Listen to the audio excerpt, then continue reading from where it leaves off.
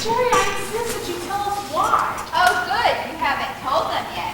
I was afraid we'd miss all the fun. What fun, Madge? What's going on here?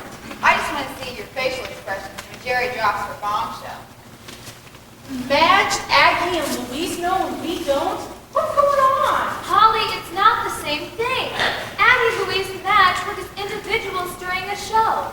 The cast is something else again. I want to tell our actors as a group. Come on, Polly. Sit down.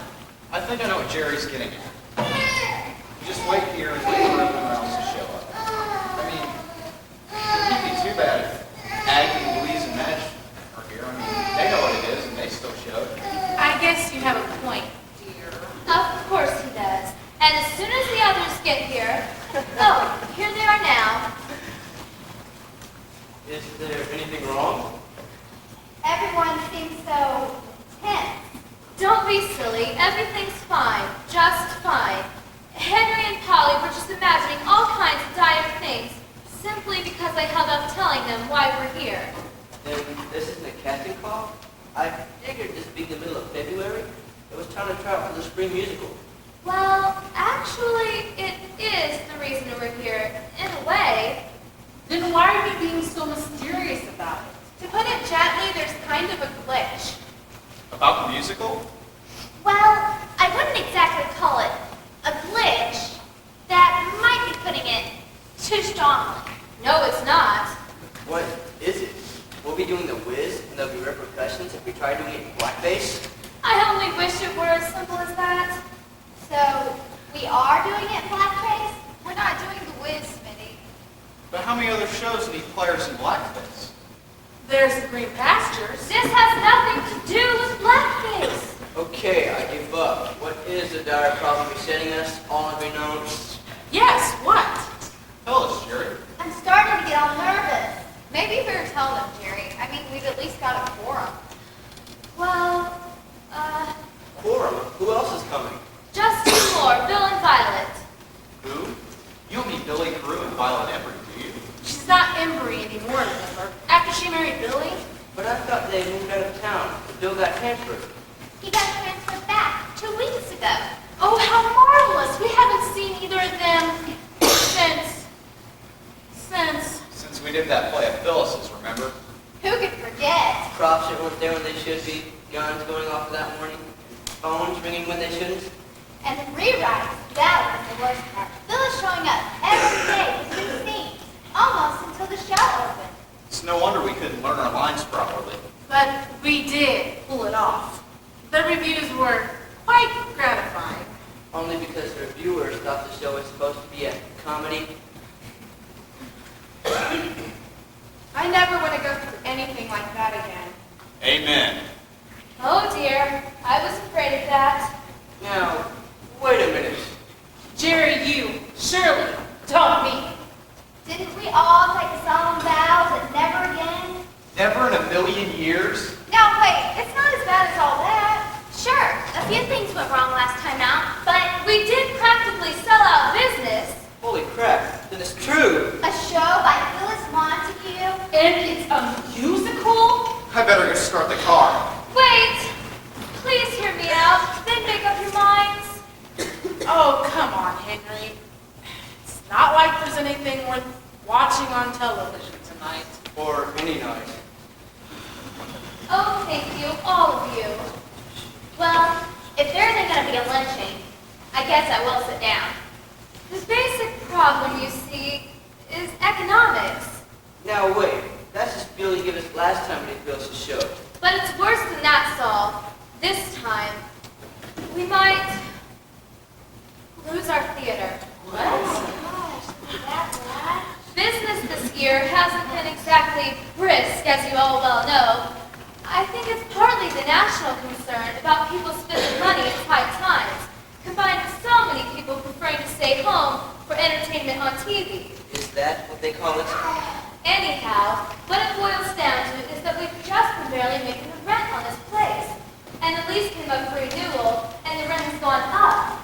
And frankly, we need to do this musical. Bad.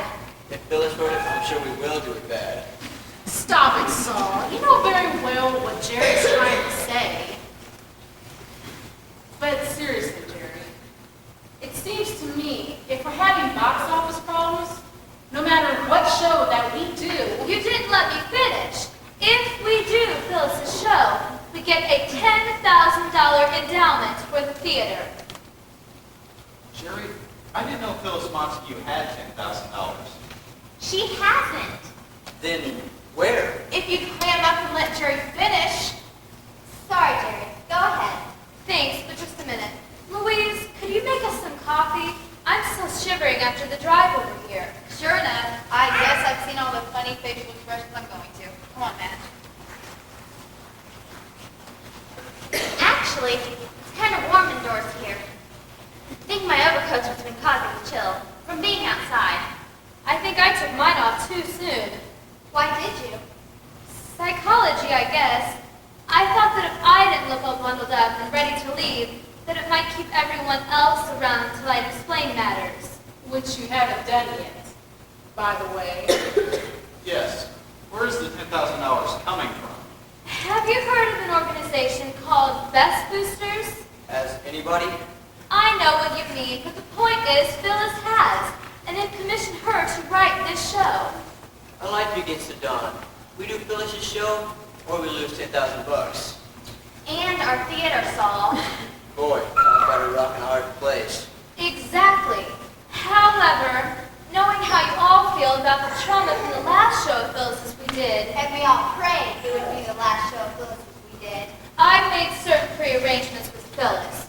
First of all, the script she submits will be the only script we're going to use. In other words, no rewrites. Well, that does help. Quite a bit. And secondly, I made her swear that she would not constantly interrupt during rehearsals. You mean we might actually get through a scene without her offstage screams? This is sounding better all the time. And finally, if we are to make any adjustments for practical reasons in any of the lines or stage business, she's bound to our decision and not to threaten to take her show elsewhere. And she agreed to your terms? Amazingly enough, yes, everyone. And do you know why? You were sitting on her chest at the time? Could you cut it out being a cut-up song? How's that again? You know what I mean. Hey, Jerry, I just had a marvelous idea. Why don't we make a mandate that every time Saul says one of his dumb jokes, he has to pay a fine? Really, Polly? Jerry, she's only saying that because she's almost always the butt of my jokes. Now stop with the fat joke, Saul. It's not Polly's fault that she's so... sort of on the plump side. Sort of, Henry. If Polly were a murder victim, the chalk outline around her corpse would be a circle. There, if we did find Saul, for every time he says something like that, we'll get $10,000 out of him before the end of the show. You know, you've got a point there. Jerry, can a guy have a little fun? I love Polly. It's just, she opens herself to teasing so well. The fat jokes are unkind, Saul. I mean, Polly's weight isn't her fault. She has trouble with her glands. Yeah, her salivary glands. That's two. So what do you say, Chair? We can make a fortune. Hold it, all of you. I want to know why Phyllis agreed to Jerry's terms. Without Saul's interruptions. Actually, I like another reason myself. Pure and simple. Phyllis adores you people. She told me that she'll always treasure you because you all worked so hard to do her very first play. Jerry, Phyllis was the reason it was so hard.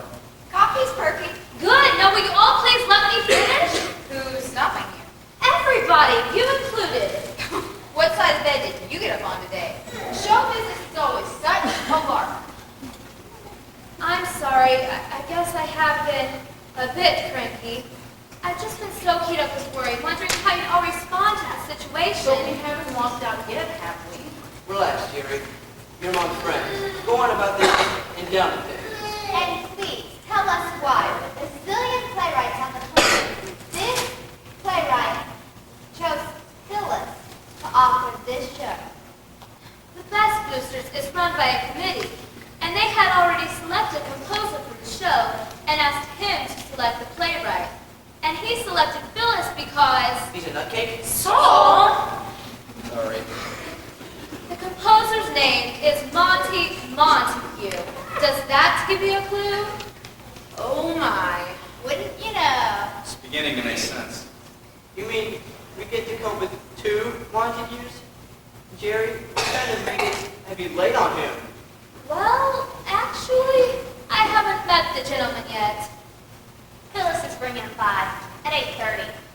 That gives us 5 minutes to run for our lives. Now stop that, Saul. He must have talent or the committee would have selected him. Well, I suppose that is a point in our favor. But what is he, some kind of relative? It is my understanding that Monty is Phyllis's nephew. Who has just tiptoed out of the asylum? Now, Saul. Holly, the man kicked Phyllis to author a script. He must be a lunatic. Saul's got a point there, dear. Say, isn't that nepotism? I know it has something to do with the hiring of nephews. Yes, Mitty. But he hired her. So that makes it, antiism. I think I'd better go help Louise and Matt with that coffee. Yes. Now, what I would like to know is, what in the world is a best booster? Ah, that's the interesting part. Finally!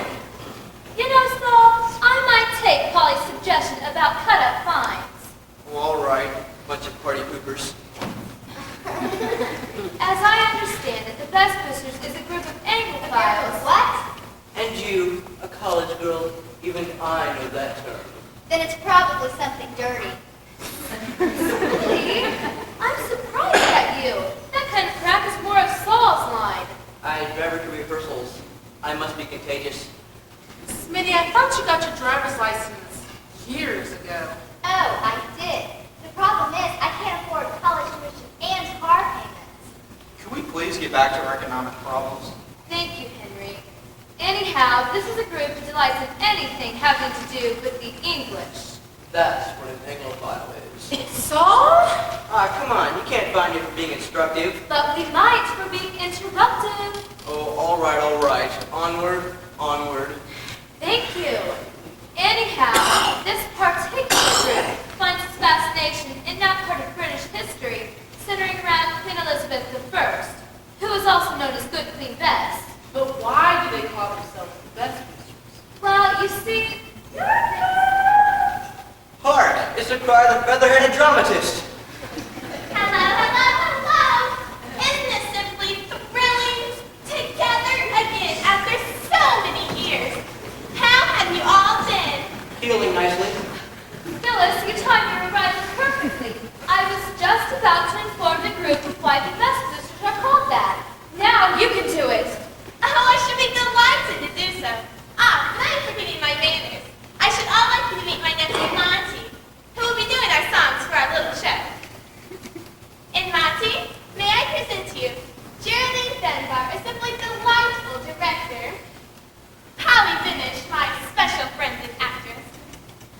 Henry Binish, her charming husband. Marla Smith, a clever young player. And Saul Watson, a fine dramatic actor in older roles. You would love my King Lear. Ah.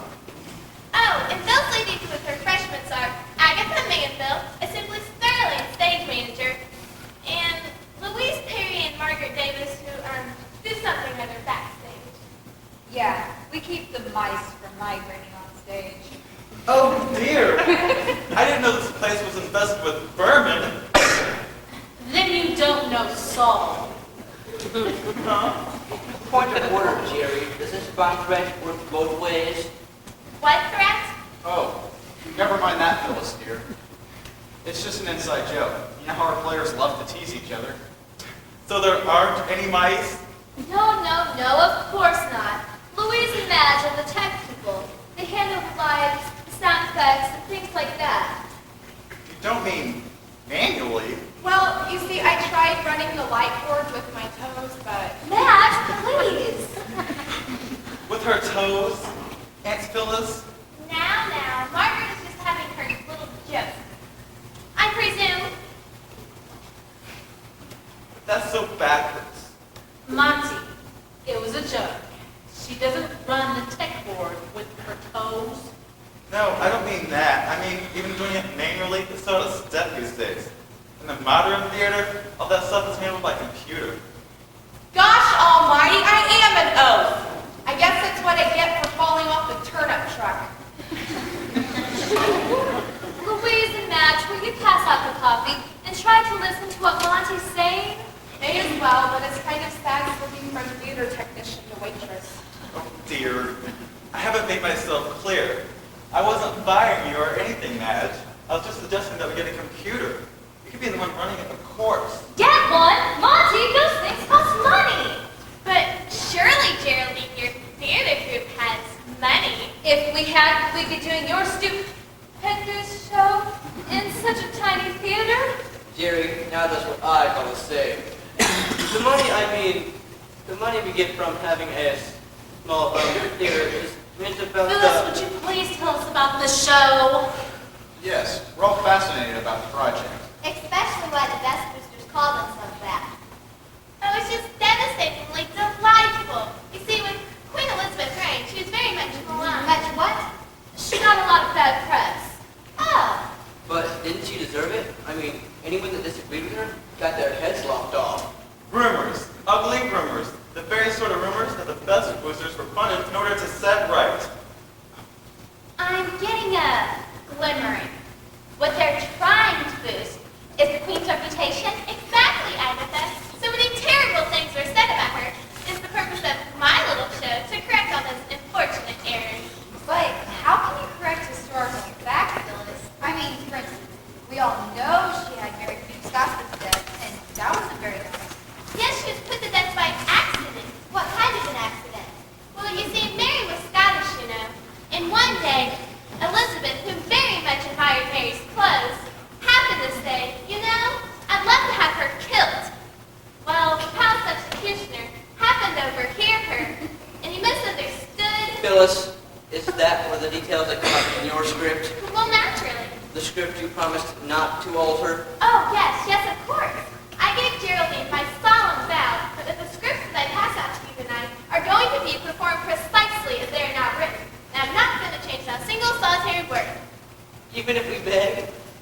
Say now, where are the scripts anyhow? Oh, dear. I believe I left them in the car. Monty, would you? Of course, Auntie Phyllis. Now, are there any other questions while we're waiting? Yes. Who plays who? Yeah. Well, I thought Polly here could play Mary, Queen of Scots. You're going to cover that in plaid?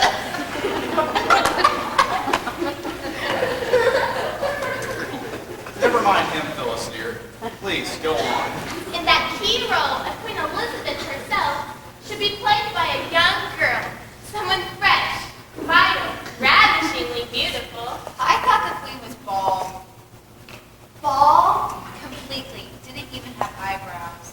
Thus originating the courtly question, what have you done with your hair? You know, I'll bet you're right. You do?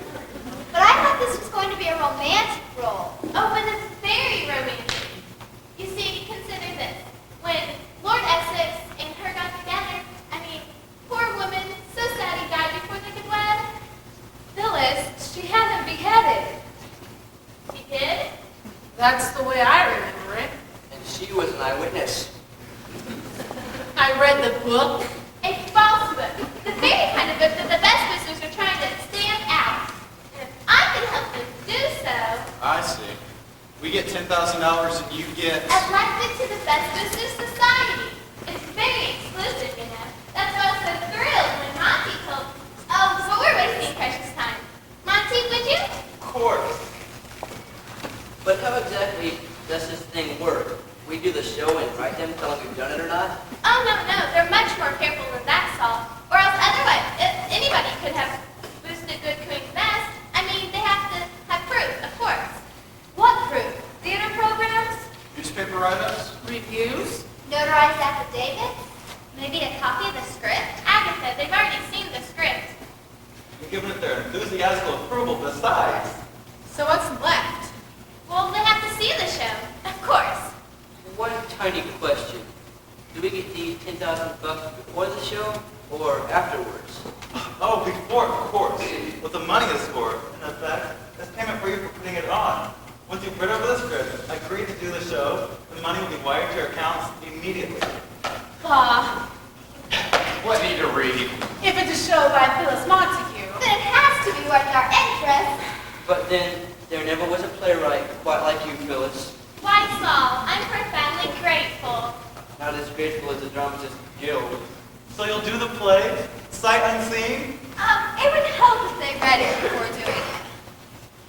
Makes rehearsing so much easier. Oh, Agatha, Louise, Margaret, you'll be delighted to know that the setting of the show should be almost effortless to construct. Just one setting for a musical? Say, that's a break. Just what is the set, Phyllis? Oh, it's just one single room, Marla. Building the set should be utter simplicity. That's more like it. What kind of room did you have in mind? Well, the throne room at the Buckingham Palace. Well, look on the bright side. You'll only need one chair. But Phyllis, really, do you think a musical is a proper sort of saga for this type of play? Why not? Elizabeth's father was a songwriter. Henry VIII? What did he write? Green Sleeves, among others. I didn't know that. Hey, Phyllis, what's a scop? Oh, that's sort of a medieval minstrel, Henry. Hey, here's a weird one. Anybody know what an estoc is? That's sort of a hand weapon from the Middle Ages. Something like a sword.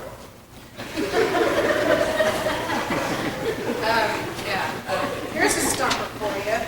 What in the world is a ball break? Ooh, let me think. Oh, that's sort of a medieval belt the knights used to wear when they're bold, so they had someplace to keep their weapons. Phyllis, are you sure you should be using words the audience isn't likely to be familiar with? I mean, how are they going to know what the people are talking about? I'm certain that anyone of the proper intelligence will be able to figure their words out from their context. The meaning should be perfectly plain. Yeah, I bet as plain as an ass-dock and scalp's ball break. There! I knew you'd catch on swiftly.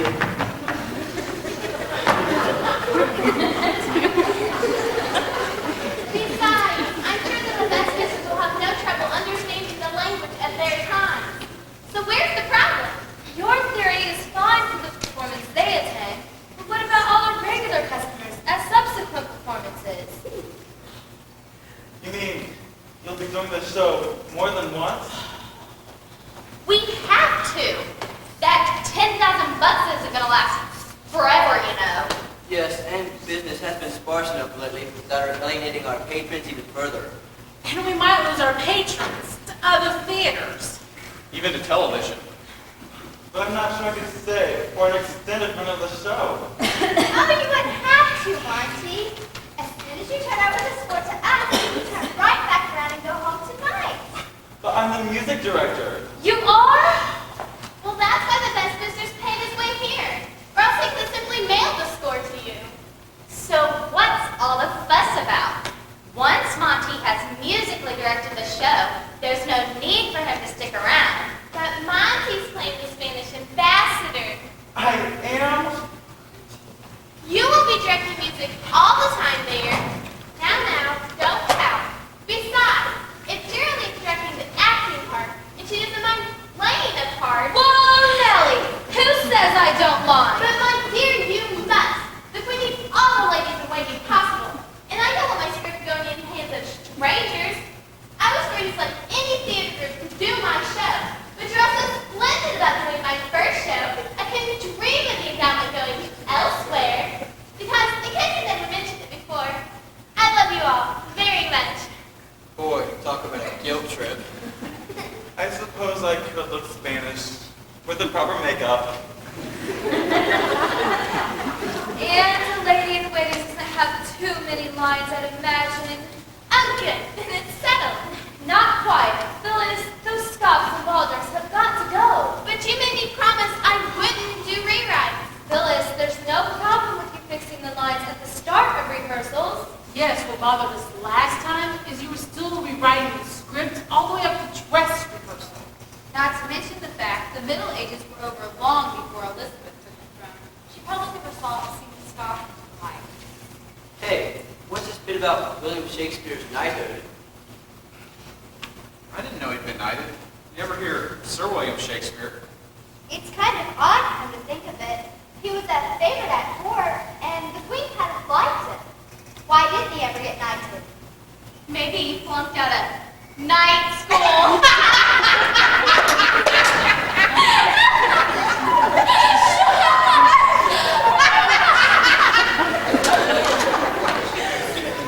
It is a mystery, that's for sure. Not anymore. Phyllis has solved the mystery beautifully. God will. Which one of us plays Shakespeare? I do. So that's why he was so confused. Though it seems to be a rather short part. Oh, don't worry about that, Saul. You'll also be playing Sir Walter Raleigh. Really? No, Raleigh. I know the sense of humor. That was humor. But how can I play Sir Walter Raleigh when he makes his entrance right after Shakespeare exits? Oh, it's a very simple device, Saul. As Shakespeare, you will wear a long wig with hair hanging down at the back, whereas Raleigh, you will wear a long, elegant cloak, a jaunty cap with a large feathered plume. All you have to do is step off stage, off with the hat, don that cloak, and come right back on again. I guess it could be managed. I'll have to work on it. Speaking of work, I think we should all do a read-through of the play right away. Yes, I especially want to hear the songs. Oh, that reminds me. I can carry a tune pretty good, but as for being a good singer, well, Oh, don't worry about that. Any of you. Just learn the lyrics, and just your pageantry will take care of the rest. Who'd be to suppose that the Elizabethans were particularly good singers anyhow? Oh, Aunt Phyllis, I seem to have one script left over. The one for Lord Essex. Just one? You should have two. I count them most carefully. The one for Lord Essex, and the other for Queen Elizabeth. Oh, I've already got mine, Phyllis. See? There's the problem. You don't need a script. You will be playing a non-speaking part. But I thought this was supposed to be played by someone young, fresh, vital. Who else would play the part? Why, Violet, of course. She was so devastating in my first play as Lady Diana. One could have sworn she was of royal blood. That was the part. I could have been royal too if you hadn't made me play a maid. Just what do I play in this show? A very elegant part, Marla. You will be the one of the Queen's ladies in waiting. That's Elizabethan for maid. Of all tries. I'm sorry, Marla. There's no possible way you could play a queen. So, where is this Violet you told me about? She and Bill are on their way. Bill had to work a little late tonight, but he promised they'd be here before 9. It's almost that now. Hello? Anybody here? Ah, they're right. And another thing, Marla. Since Bill and Violet are wedded in real life, I can naturally assign him the role of Lord Essex. Oh, that's the last script I've got. But I'm sure if you just let me try for the part that I can convince you. I'm sorry, Marla. Violet is the only one that I would entrust with the renowned part of the Virgin Queen of England. Hi there, everybody.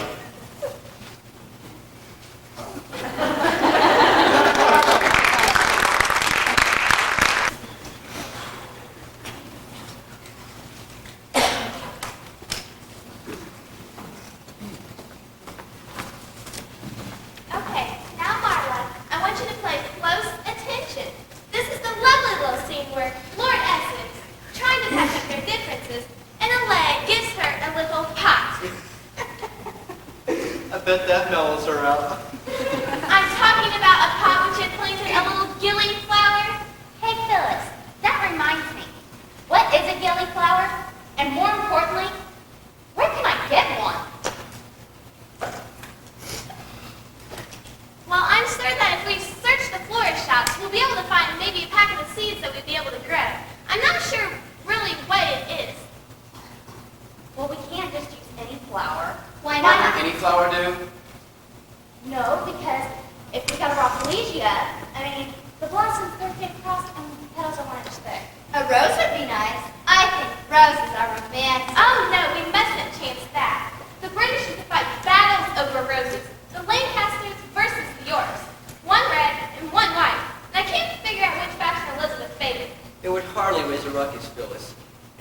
it's nowhere near as bad as putting Elizabeth in the wrong throne room. I mean, you had her in the Buckingham Palace a century before it was built. Hardly a big deal, Saul. I mean, all we do is change the programs to read Windsor Castle, and we're home free. Agatha, I trust that you, Louise, and Margaret have made the necessary readjustments to the stage setting. Huh? Oh, yeah, sure. But before I start building it, I've got to go to the bathroom. You'll have to wait your turn. Is Violet in there again? Well, Violet's been eating for two and drinking for two, so it stands to reason Violet's probably... Saul? Probably what? Never mind. Phyllis, can't Smitty and I just get on with the scene? But knowing the subtext of what you're doing is so important. Phyllis, are you coaching again? I thought we decided Violet would do that. But Violet's in the ladies' room. Again. You know, I think we should build a couple more. We could have men's, women's, and Violet's. So, I suppose from your merry banter that you've learned all your lines? Not quite. No. But I'll get them. See that you do. As long as the time is of the essence, don't you think I might continue? At least till Violet returns. Oh, I guess it can't do any harm. Oh, good. Now where were we? Talking about that flower thing. But I have a question. Oh, yes, dear. If Elizabeth wasn't a Lancaster or York, what was she? A tutor. Like a sedan? You're thinking of the hatchback of Notre Dame. Saul? I'm learning. Say, Phyllis, I have a question. Isn't a potted plant as a gift for a queen kind of, chintzy? Well, you must understand, William. At this particular period of history, Queen Elizabeth was probably the wealthiest woman in the world. She had silver jewelry, costly gowns. So what Essex wanted to do was give her something he was certain she didn't have, like a simple flower. Or a bottle of hair restorer. Saul! Okay. Finally! How do Louise and Madge come with that computer? Monty's explaining it to them. It's pretty tricky. Darn nice of him to guess that loner for the run of the show. Yeah, but I hope it doesn't spoil us when we have to go back to manual's head. I doubt it. I don't completely trust computers. Who does? They're fast, but they're stupid. I don't like to interrupt, but should I continue or is Violet ready to take over as coach? I don't know. I mean, I can help people with their lines all right, but all this historical background is a complete mystery to me. Same here. You mean you don't know anything about the glorious days when England first became the mistress of the seas? I suppose I would if I was majoring in history, but I decided to major in math. Go figure. I'm trying to study, okay? Guys, gonna take a break once in a while. Look, can we discuss this some other time? I've got to get up for work in the morning. It never bothered you before, Bill. You used to rehearse till all hours. Smitty, I didn't get paid for going to school. And I've got a wife to support, and a baby on the way. And if I try and act in the office like I used to in class, Bill's right. Let's get this thing moving. Where are we at? that flower bit. Now, as we go along, I'll try to explain the significance Does of... she have to? Phyllis, please. Not while we're trying to get the scene run, okay? Oh, very well. I'll just go see if I can help Monty, Louise, and Margaret with that computer. Heaven help them. You can say that again. But don't. Now come on, guys. Let's get this scene done. Where from? Your entrance. Good a spot as any. Right. Where's the door, anyhow? Oh, let me think. Abby showed me a sketch of the set. Oh, I remember. Roughly upstage right. I don't suppose either of you can do this thing off book? No, I didn't think so. Okay. Places. Begin.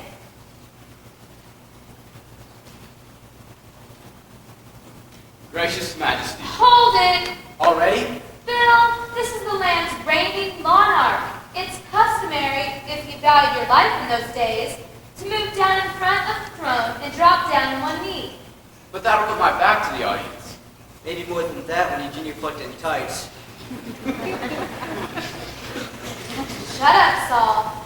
Bill, you can turn your profile to the audience after you make your obeisance. His what? I'm sorry, that was a Phyllis word. I've got to stop listening to that woman. I mean after you genuflect. Well, won't that look awkward?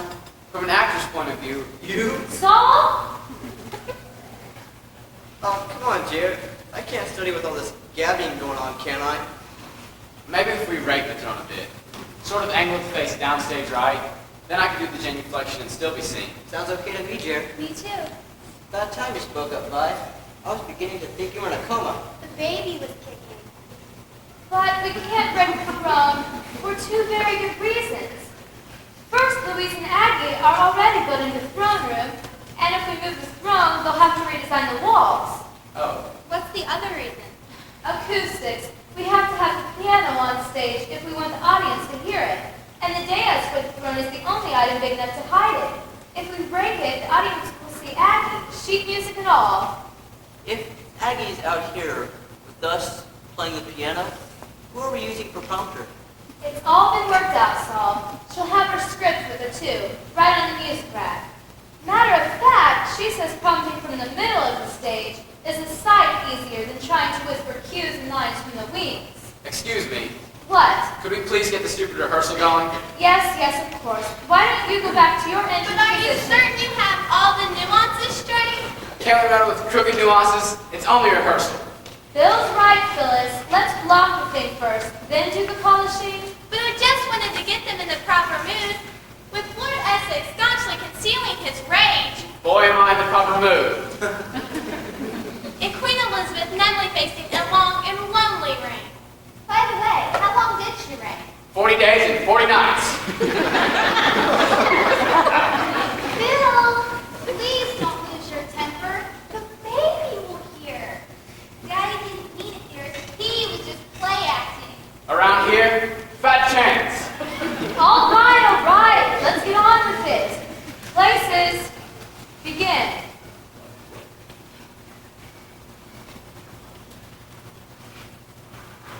Gracious Majesty, Hey, Matt! The piano's here! can't believe it. Now maybe Monty will leave me alone so I can learn that controller. Get off!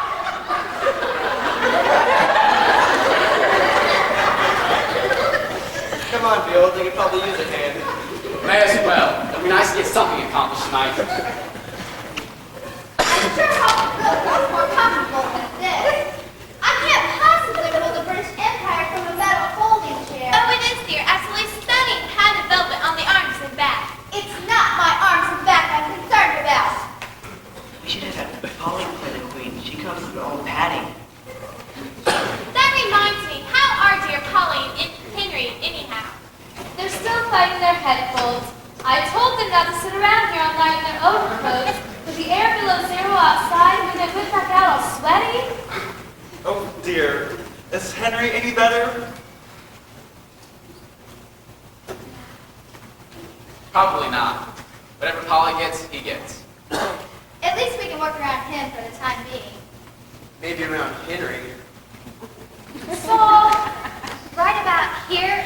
Okay, Monty? Yes, Aggie. That would do marvelously. Isn't that thing kind of beat up for a royal throne room? No one has to look at it but me. But where's the bench? Monty, give us a chance for Pete's sake, one thing at a time. If the dais has to hide this, how high will the throne be? Please don't tell me you're afraid of heights. Oh no, not in that way. Then in what way?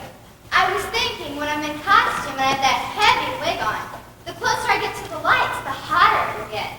Don't worry. The velvet will soak up the sweat. Here you go, Aggie. See if this thing fits your butt. I think Monty should have the honor. I'm dying to hear the score of the show. Oh, all right. You insist. Say, about the songs in this show, I was looking at the lyrics the other day. Aren't they simply wonderful? Monty's so talented. Well, yes. But one of the rhymes bothers me. Oh? Which one is that, Violet? In that duet between Elizabeth and Mary, oh, the throne is rightly mine.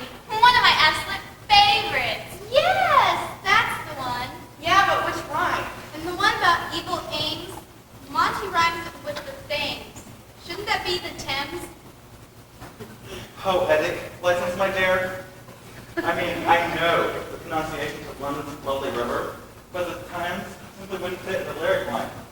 I mean, the chorus part is singing about Mary's evil aims, and the very next bit about the area's geography, in a sense. How else could I have handled it? How about instead of Mary's evil aims, you sung about her dirty stems? That would rhyme with Tim's. It would be hardly suit the moment. But it sure suit Polly. Smitty, that's not like you. I told you I was contagious. I should have spit. Can we stop all this time-consuming polymer and listen to Monsley's lovely score? Yes, please. There's still time for me to get some sleep before morning. Oh, all right. If you all insist. Now here's that very next number we just discussed. The throne is rightly mine. But first, let me set the scene. It's Mary and Elizabeth on stage, alone, having their vital confrontation, except for the chorus. Phyllis, we know where it occurs. Let's get on with this, okay? Bill, the baby, it can hear you. So it knows Daddy's not a wimp. What's the problem? Should I start or? Of course you should. Play, for God's sakes, play. All right. Here we go.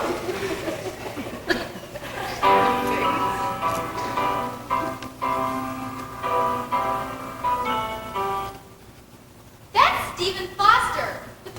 Well, of course it is. All the melodies of this show is by Stephen Foster.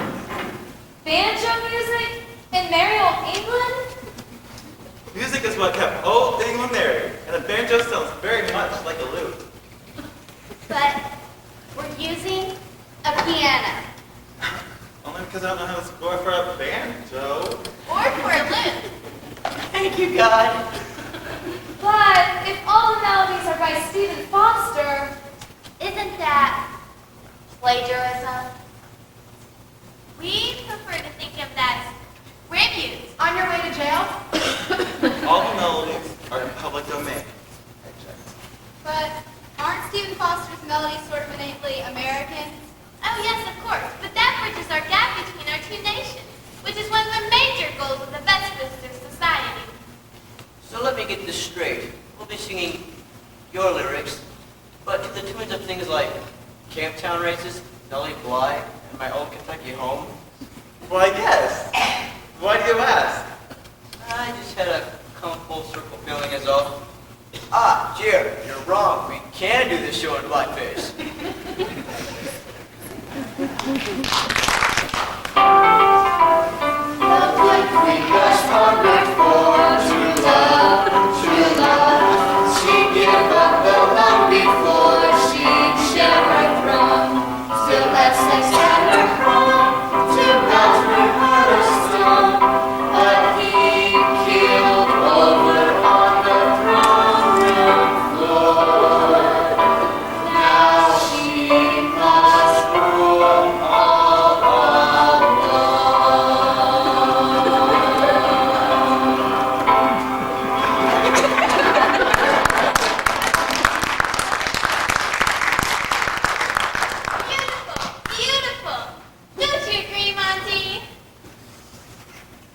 I think we should run through the number again. but Monty, we've done it at least a dozen times already. Yes, but this is the show's finale, Jerry. Of all the songs on the show, this one has to be utter perfection. I still don't understand why I'm singing. I mean, the song is about me.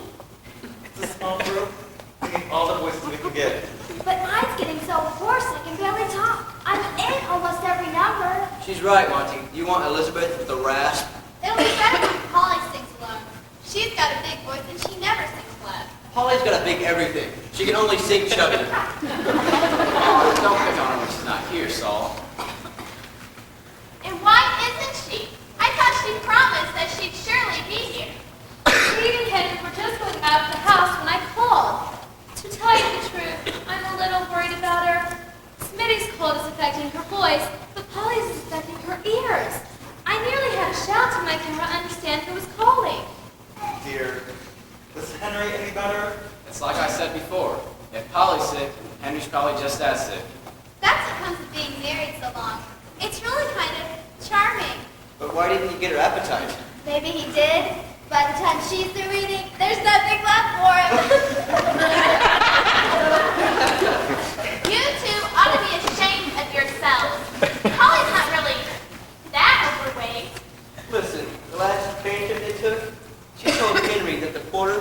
trying to avoid her, when all the guy actually said was he was going to give her a wide berth. You're making that up. Well, maybe a little. Okay, first thing when Polly shows up, I'll blow her a kiss. Do you mean that? Well, sure. Could you imagine me blowing her a hug?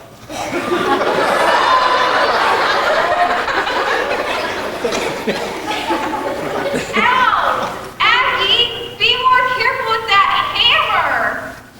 Sorry, Lou. How are they coming with that drum contraption? Almost done, I think. Maybe we should give them a hand.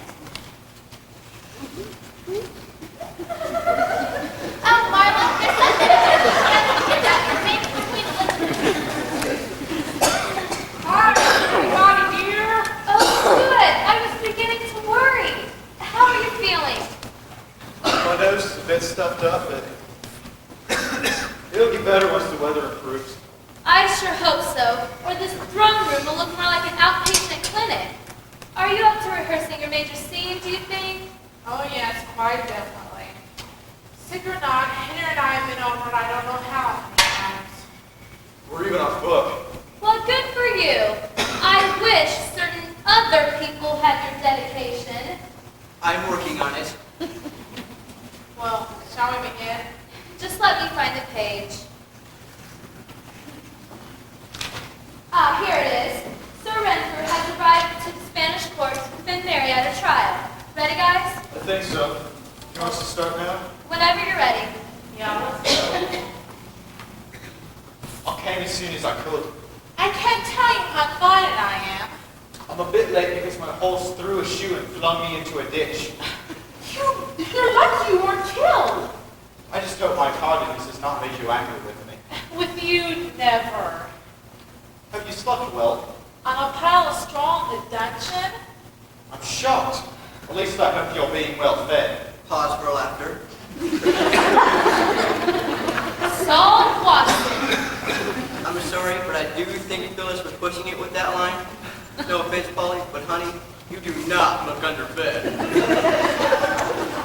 Don't I know it? And it'll be even worse when I'm in costume. Jerry, do I have to wear that farthingale? Holly, it was the style of the era. All the women wore them. Women are crazy. Why wear a style that makes your hips twice as wide? Yeah. You know what the women in the old costume drama movies used to look like to me? Remember? Like upended dustpans.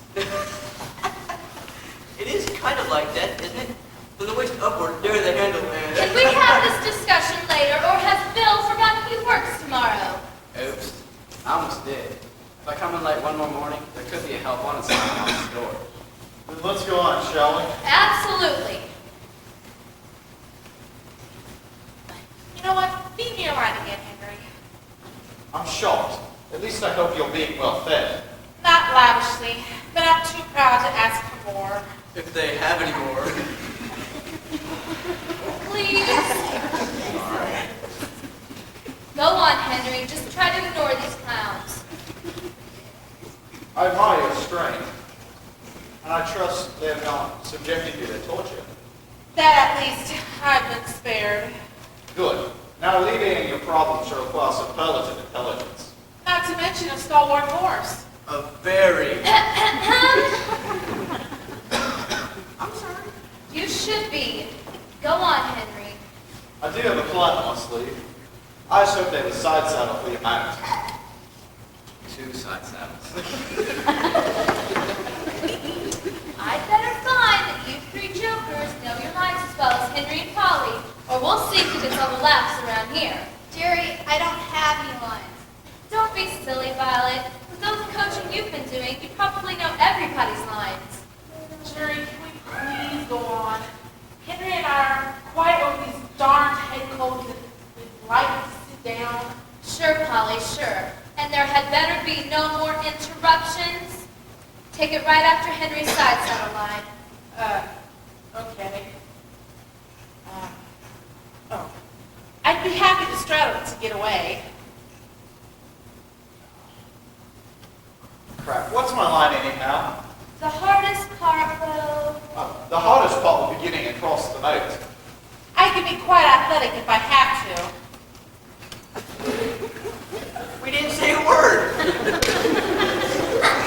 But I'm sure you were thinking about it.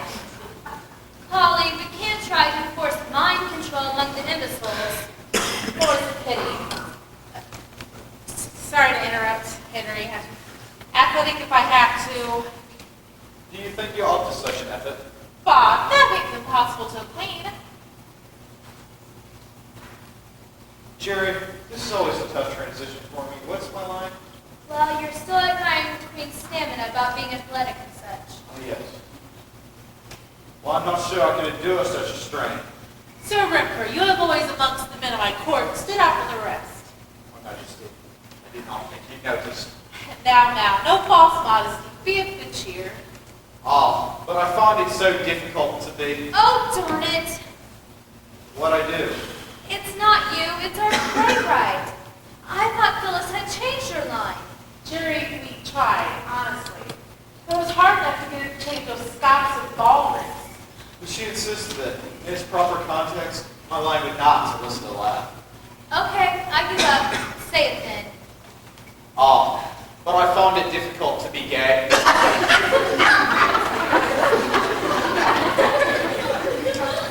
Now what? I'm sorry, Henry, and I truly mean that. I was just following along with the script, and I just realized how bad Polly's line is. On the heels of that one. Saul, if you continue to disrupt rehearsals in this way... Wait, Jerry. I hate to say it, but Saul's absolutely right. I'm afraid. We couldn't get Phyllis to change my line either. What is your line? See what I mean, Jerry? Oh, I wish I didn't. Oh well. Let's hope the pathos of this scene gets us past this part before the audience has a chance to find extra meanings. Amen to that. Where shall we? Back to your line, then Polly's, and try not to dwell on them if you know what I mean. Do we ever? Hit it, Henry. Ah, but I found it difficult to be gay. All the more reason to try it then.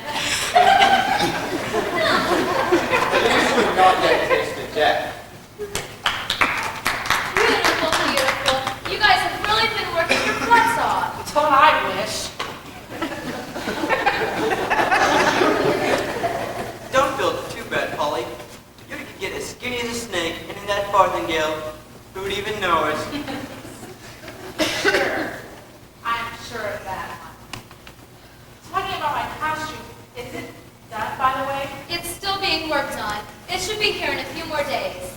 I thought we were renting the costumes. They're renting the other costumes. They had to make mine from scratch. And if you don't know why, just ask Saul. It's no fun teasing you if you're going to be so good-natured about it. But think about the fines you'll save. Oh, come on, we're not really finding me every time my wife crack. Are we? You gotta admit, they can make a fortune. Speaking of which, has that 10,000 shown up yet? 2 days ago, arrived, signed for, and deposited safely in the bank. Why didn't I hear about it? Jerry wrote it in her script. Ouch. Nice one, Polly. This thing weighs a ton! At least.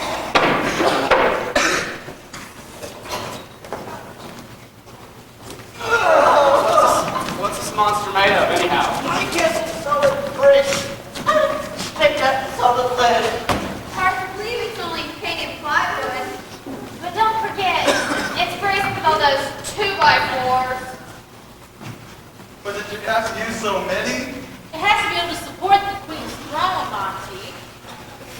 Good thing you don't get to sit on it. Oh, magnificent. It looks like real marble, too. It weighs like real marble. Are my arms any longer? They sure feel like it. Look on the bright side, Bill. Now you'll be able to embrace Violet. Too bad Henry didn't get to help out. Oh, ha, ha, ha. Oh dear, I just realized. The sound is going to block the soundboard of the piano. Monty, it has to. The piano is the main support for the platform. But will we be able to hear the music? What do you think? I may be crazy, but I I think it sounds even better. Maybe the day I acted like an extension to the soundboard. Hey, I'll bet Polly's right. But can't still vibrate once the throat's on top of it? Not to mention Smitty. I sure hope so. Or else we may have to drill holes all over it to let the sound out. How could we possibly justify a throwing room disc full of holes? You could always say it's Swiss marble. No, Phyllis, it's out of question. But Marla, if you're going to play Elizabeth, look absolutely authentic. Authentic my butt, Phyllis. I am not going to shave off my eyebrows. But she didn't have eyebrows. Phyllis, she was the wealthiest woman in the world. She can afford ball seats. Look, can you fight about makeup later? Yeah, we've got to rehearse these lines. What about rehearsing these songs? Not to mention building the set. And painting it. That's what I've designed the program. So what's stopping you? Phyllis hasn't thought of a title for the play yet. And I can't send it to the prince without a name on it. Yeah, we can't hardly call it, guess what? If Phyllis keeps stalling, we may have to. But there is a title for the show. Finally. You could have told me. Oh, but it only came to me last night. As you all know, I've been thinking and considering for ever so long. But I finally came up with the most absolute darling name for the show.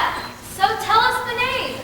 As you all know, the main plot of my show is Elizabeth, who is flirtatious by nature, but is afraid of making a romantic We commitment. know all that, Phyllis. What are you calling the show? Well, chicken coquette.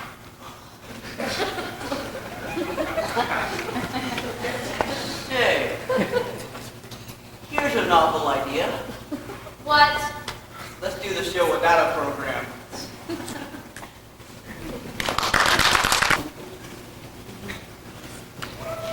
Now remember, Smitty, although this is a song just before the show's finale, it's the emotional climax of the story, so you'll have to sell it, pull out all the stops. I'll do my best, Monty.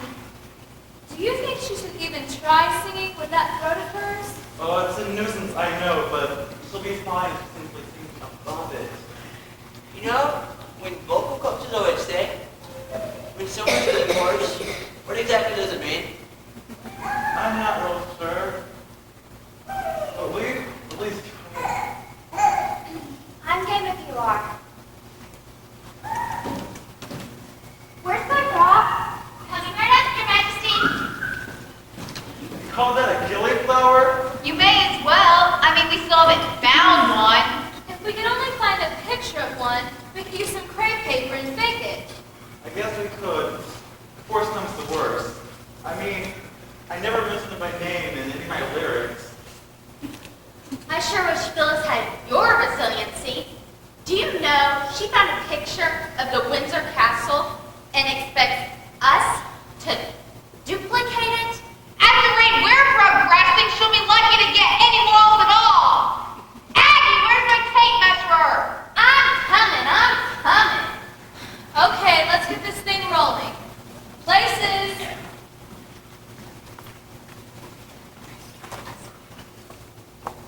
I'm in place. But Monty isn't. You mean on the piano? I'm not actually used to playing a rehearsal. I keep expecting Aggie to do it. I will, just as soon as we finish building this stupid palace.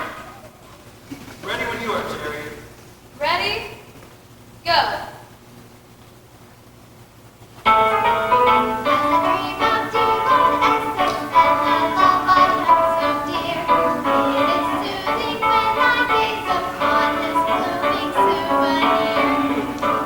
Why did you stop? No one was singing. Not you, Smitty. I don't sing again till later. That's where the chorus comes in. Oh, darn it, you're right. Madge, where's our chorus? How make Polly try on her costume? She can't do it alone, I guess. So how can we rehearse this chorus? Are you sure it needs a chorus? I mean, frankly, Alto Xana isn't exactly what I'd call a tearjerker, Monty. Well, what do you suggest? I've already used Beautiful Dreamer and Jeannie with the light brown hair. Not to mention my old Kentucky home and old Black Joe. I don't think Foster wrote any other wistful tunes. Jerry, maybe Monty could play it a bit slower, or... The best wishers have already approved my tempo. I can't change it now. Ready or not, folks? Here she comes.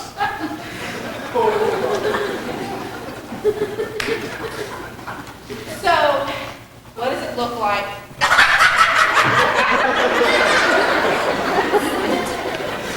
Mary, Queen of Stouts.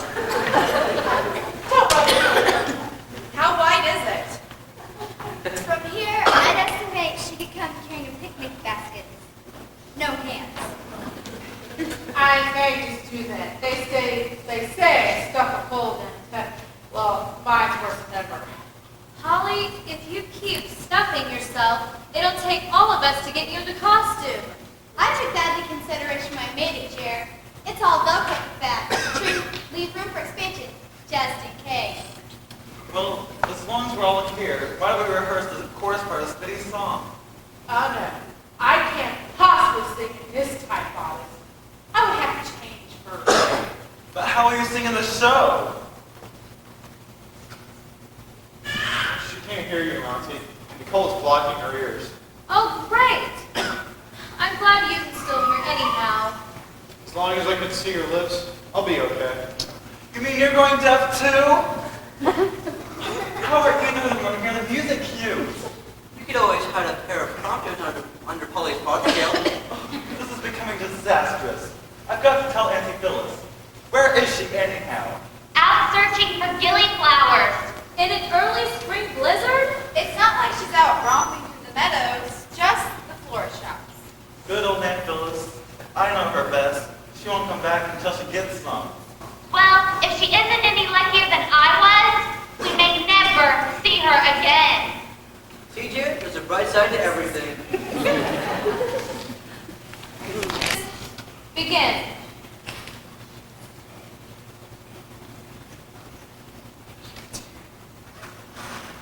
Gracious Majesty. Louise, can you hold off for a minute? You want walls, or don't you? Can't she come in and do that when we're not rehearsing? What do you think? I live in this place? I have a life too, Billy boy, and a job to get to in the morning. Sorry, Lou. I just like once to get through this scene. Well, I'll get myself a cup of coffee, but then it's hammer time again. Thanks, Louise. Go ahead, Bill. For my entrance, No, let's go right for your line. Gracious Majesty. I found the second of gilly flower seed. So plant them already. How long till termination, Phyllis? I would say 10 days. Look, ladies, But how long till after that do we get a flower? 5 to 6 weeks, if there isn't any frost. Phyllis, we open in 3 weeks. Oh dear. Maybe if we force-fed it with some hormones or something. can we please discuss this somewhere else? There's no need to raise your voice, William. That's what you think. Bill, the baby, it moves when you yell. And it's got better manners than some playwrights I know. Well, really. There must be some way to speed these seeds up.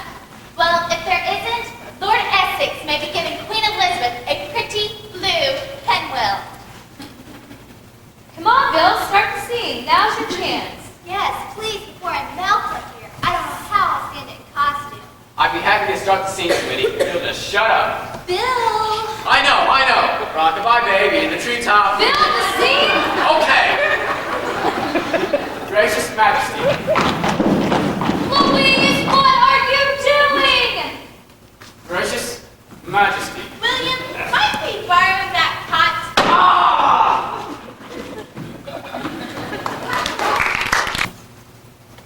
Aggie, where's the set? Tomorrow's dress rehearsal. How can we rehearse without the set? It's ready, Jerry. It's ready. Just calm down. But why isn't it up? People will be here any minute. You and Louise promised. I know we did, but we didn't reckon on all this crummy weather.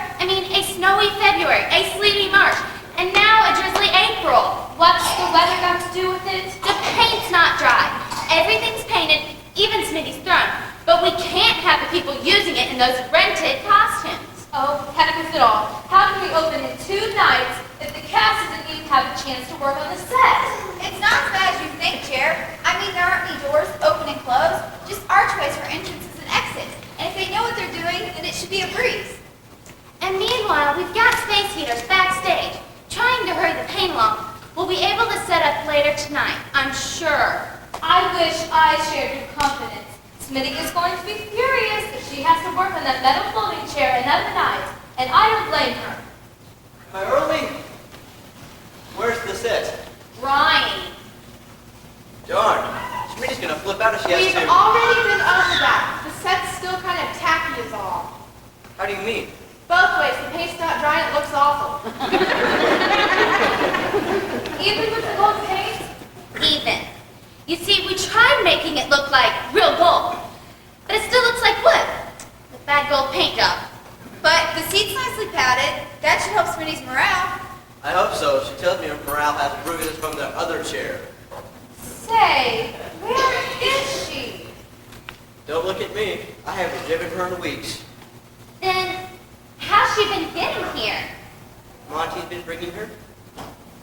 Do you people mean you don't know about those two? No, when did all this start happening?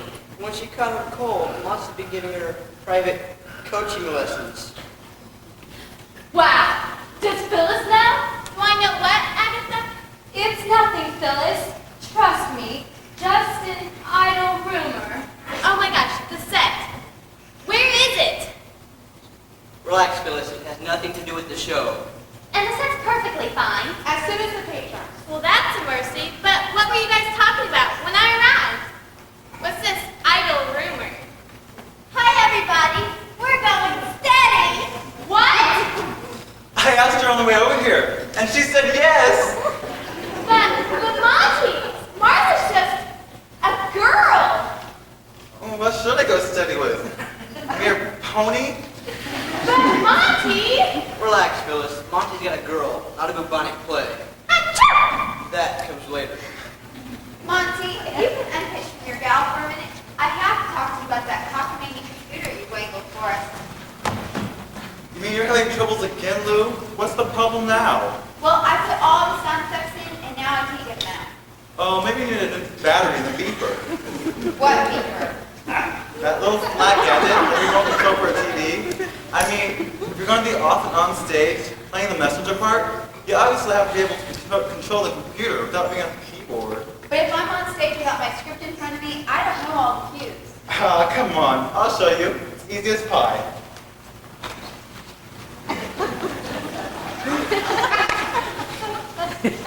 Where's the prom? Aggie! It's fine, sweetie. All ready for you as soon as the paint dries. Well, if that's the case, why not sit it up on the dais? It's so hot up there. I nearly got heat stroke last night. Jerry, do I have to sit so near the lights? I'm afraid so, honey. If you didn't use that dais, how could we hide the piano? You can always put Polly in front of it. You know, with that farthingale of hers, it might work. Where would I sit? You could sit on Polly's shoulders. So, Do you have a better suggestion? Hey, where's the set? Maybe we should put a sign on the stage door.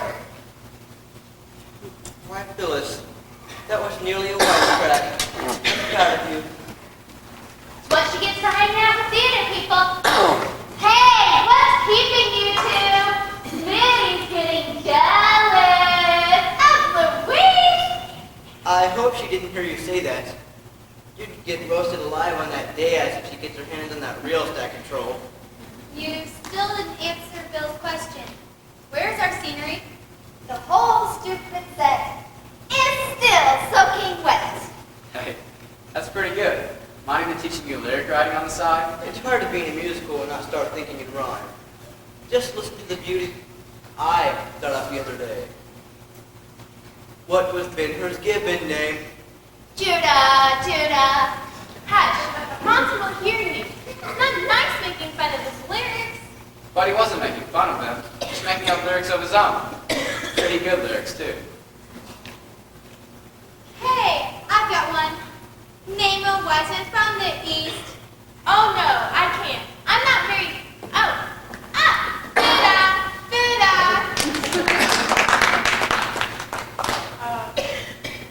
What are you singing? We're not changing the lyrics, are we? I don't think I could take any chances at this point. and there aren't any. It's just clown time with the OK crowd.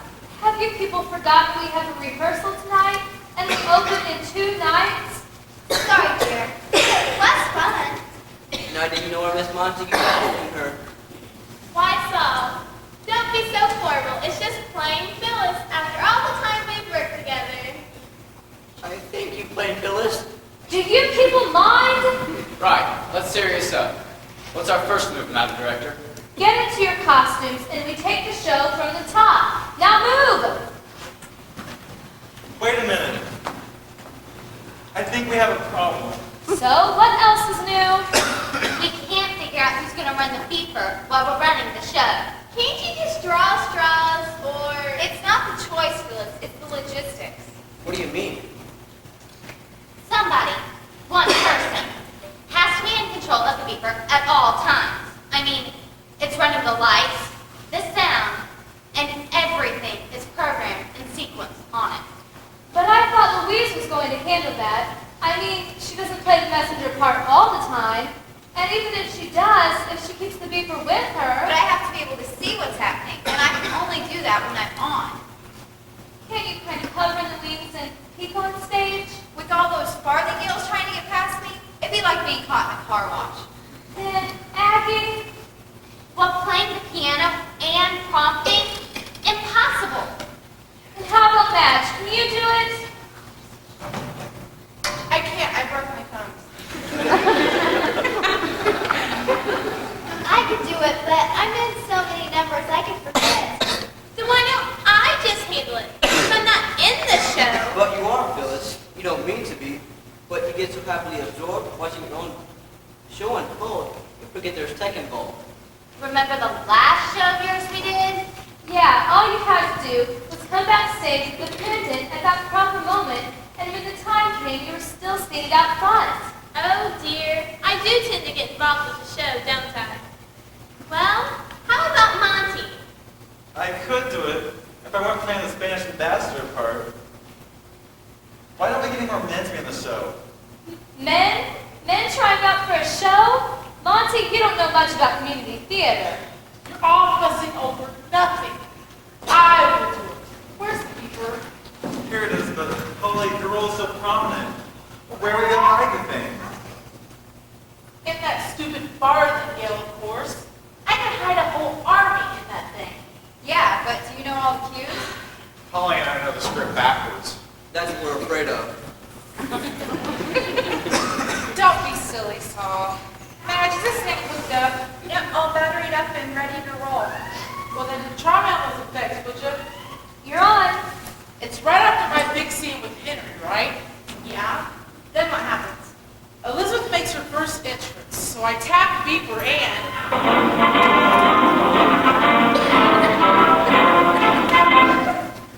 So far, so good. Lord Essex has just escaped from the dungeon, and the Spanish Armada is on his way to the palace. Elizabeth has just announced this when...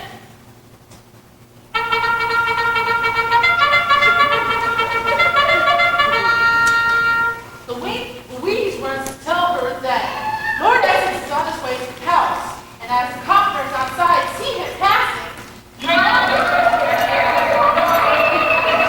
So Elizabeth orders the drawbridge lowered at once.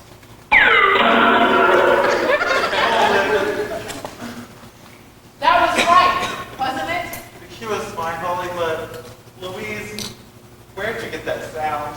Well, I couldn't find a sound for a drawbridge, so I figured the whistle would have to do. But it sounds so silly.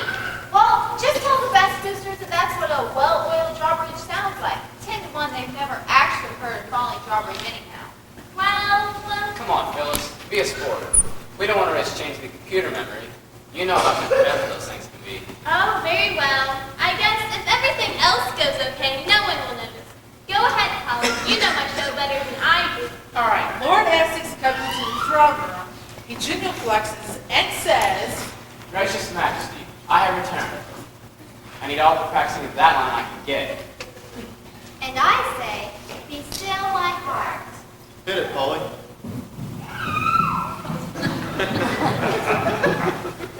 Beautiful, beautiful.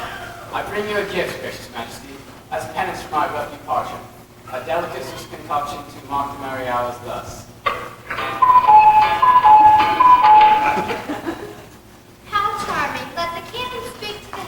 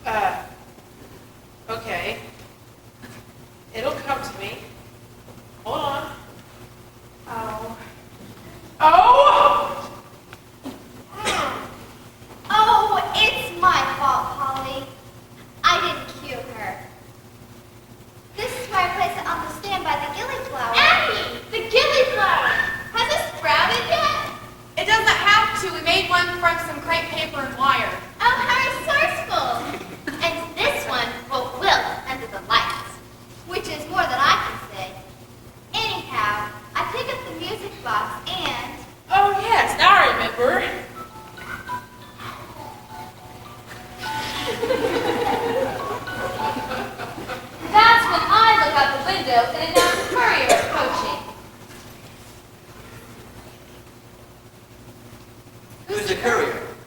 Not a courier, but I, the Spanish Armada. I stride up before the throne, announce my Armada is in sight, and that your cowardly people are fleeing in terror. That's when I gesture dramatically and say that heaven will defend our shores. I shout this to people outside the window, and But I am dubious, and I say, how so, Lord Essex? and I say, the sea shall destroy them. And we hear,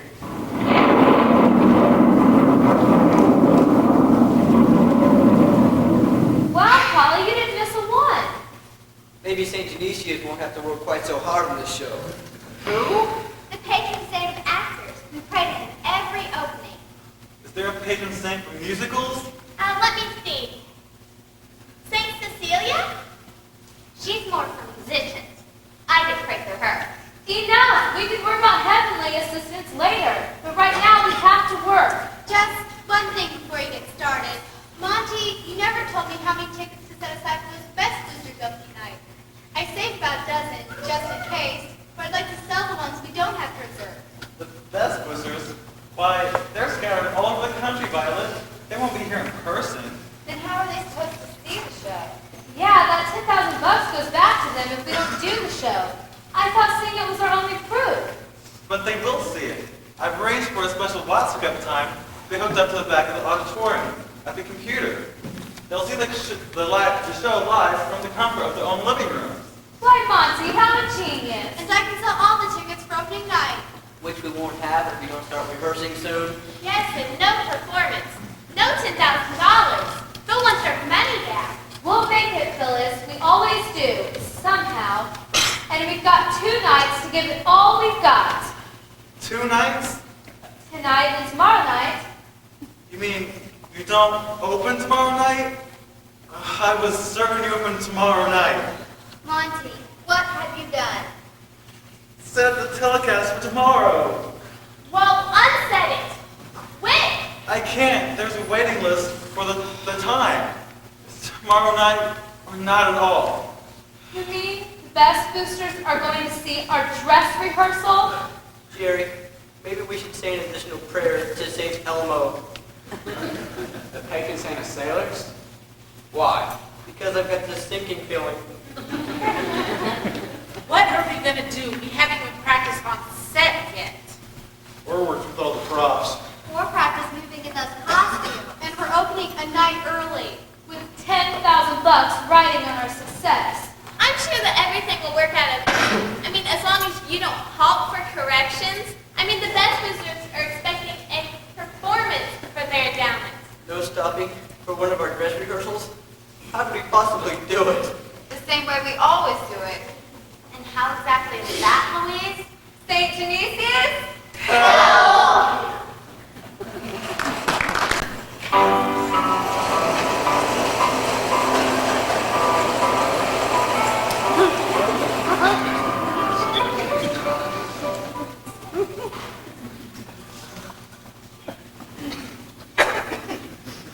I have an urgent message for the lady in waiting. Where is she? Waiting over there!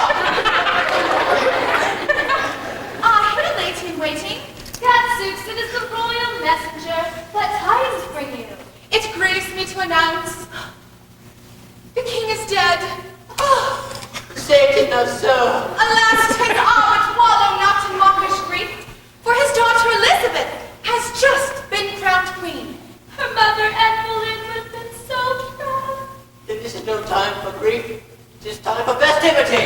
Verily, yea.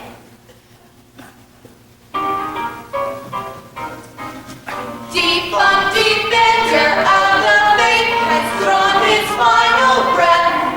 So goodbye, Henry VIII. Hail Elizabeth. Each voice shall hoot, flute shall strum, Elizabeth's success. My full thanks to the first of Holy Catholic Church.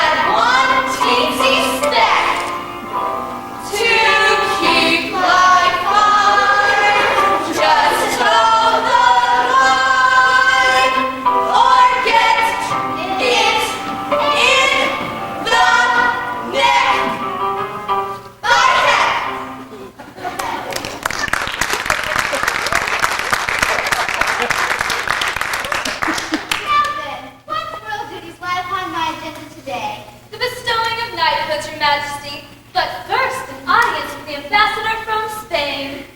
How very tiresome. Oh well, send them hither.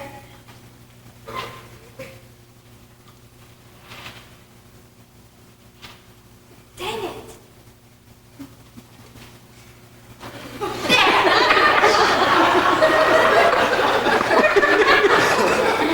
Should I have such a Spanish ambassador still, or what?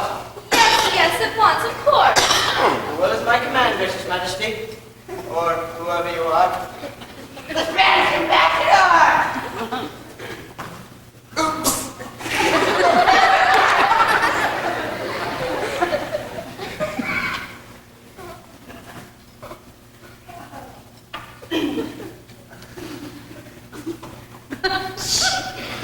Gracious Majesty, I come upon a matter. Oh, the queen always sits like that, Monty. I mean, Diego. Saddle sores. Sorry, Your Majesty. You're sorry. But what is this matter most urgent? We understand Her Majesty has seized Mary Queen of Scots and brought her here. Be warned that she is a particular friend of King Philip of Spain, and if she comes to do him harm, he must beware of the consequences. What nonsense you talk, Don Diego. Why, Mary is my cherished cousin. Why should I not seek her out for a mere happy hobnobbing? You brought her here in chains and threatened with execution. A mere misunderstanding. I chanced to admire her countenance, and Wilt said I'd like to borrow her kilt. The executioner misunderstood, and in time he carried out what he deemed to be my royal command. You still haven't explained the chains, Your Majesty. Nor do I intend to do so. I'm tired of such persiflage. I have more important matters to pursue. Very well, Your Majesty, but mark my words, I shall return, if not all well, with King Philip's friend.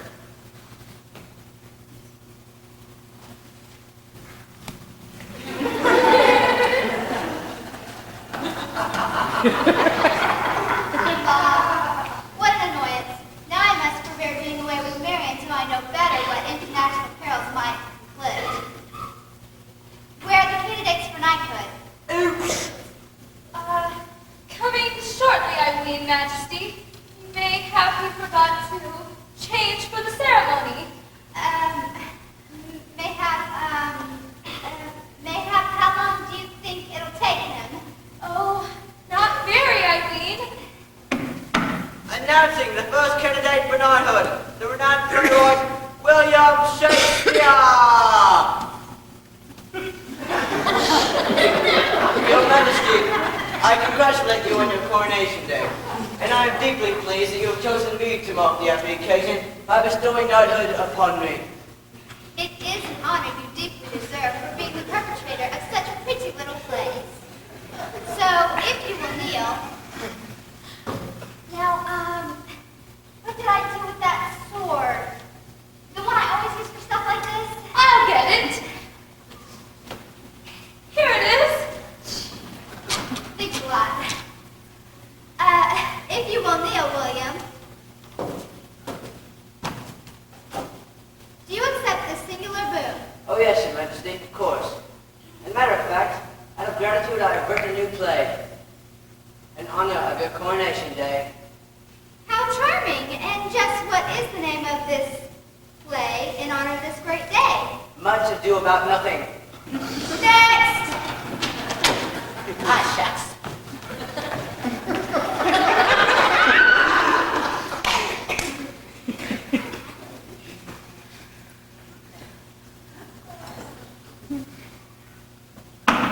Announcing the second candidate for knighthood, Walter Ray!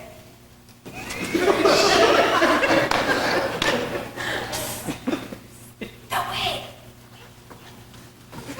Your Majesty, it is an honor to be so honored at your coronation day. It is an honor.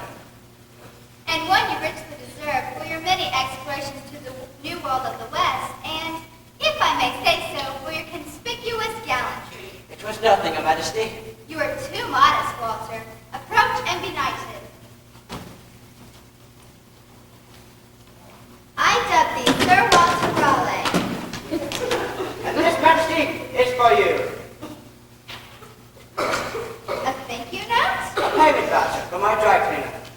getting stains out of silk. Ha! As I live, you do but jest. As you live, right?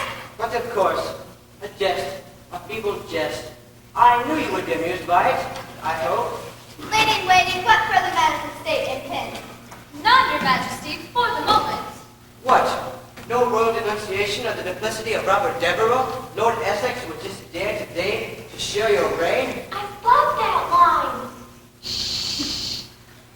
Tempted I am, if truth be told, to share my throne. But royal protocol demands you would not think of marriage to a commoner. A lord, yes. Royal blood, no. And Essex is ambitious, and soon it'll be he and not you who would rule the land. Your Majesty seems forswear his ardent pursuit of your heart, Majesty.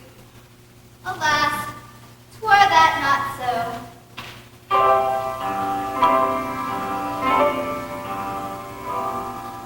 Gone are the days kissing the mistletoe.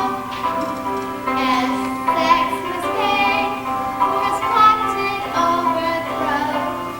As England's queen, I must keep the status quo. But as a woman, wow, it's hard to hold back woe.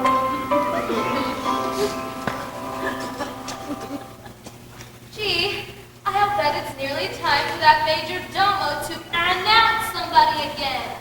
Oops.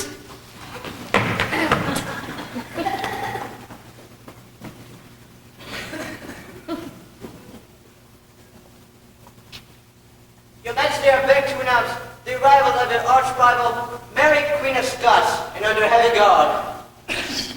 Here comes that doughty defiant dowager now.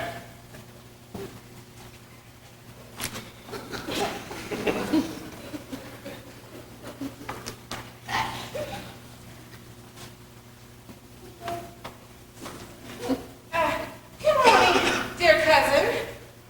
Why stand you there? Do you not doubt England's queen? Oh, yet in my mind, England has no queen. At least not the right one. Oh, that old argument again. As the direct descendant of my father, it is I who rule. Your claim is worthless.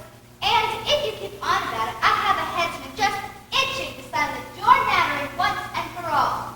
You didn't threaten me. As for absolute monarch, why not? I dare anything. That's just the point, girlie. I don't believe that you are a monarch. You're a lovely lady, Lizzie, and your palace is divine. But I'm really in a tizzy, 'cause the throne is rightfully mine. Mary Stuart, your claim comes much too late, for your head will soon be Stuart on a pike above the gate. Though we share a common ancestor and royal blood is not, I'm not taking any chances, 'cause the throne is rightly mine. Good Queen Bessie, your claim shall never jump. She will find the crown is messy when it's perched upon a stump. If you dare lay a hand on me, I'll tell the king of Spain. He will come to put you out to sea and come to end your reign. Liz, be wary, forestall her evil aims, or I'll be drinking sherry and a warm bite on the face. I can muster a Monday meter. What do you think of that? Like the Yorkshire's pudding's gravy, you'll be soon cold and flat.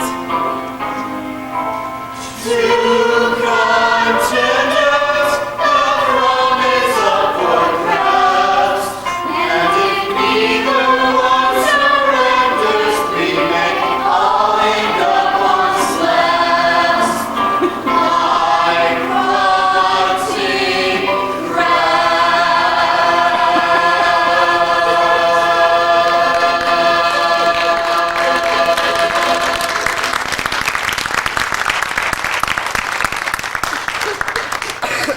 Oh, Majesty, what will you do? Even though your claim be just as sure, won't keep us from getting blown to nada by that armada. It is a point to ponder. Excuse me, whilst I confer with my ministers.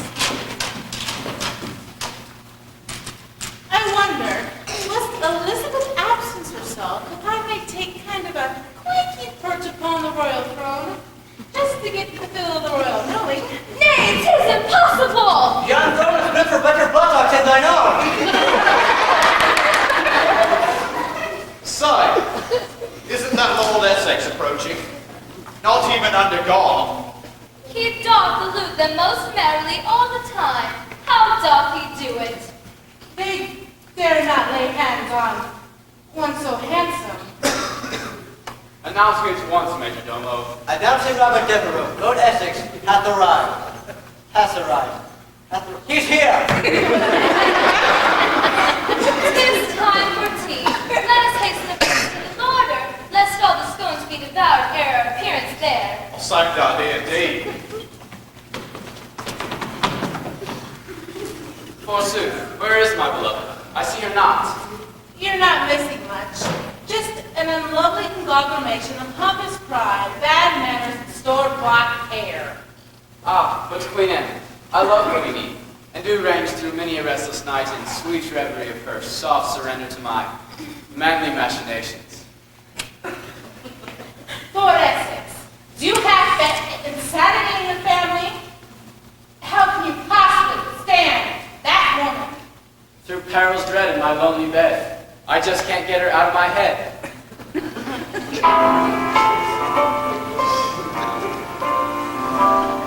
I dream of Queen E with a bright orange wig.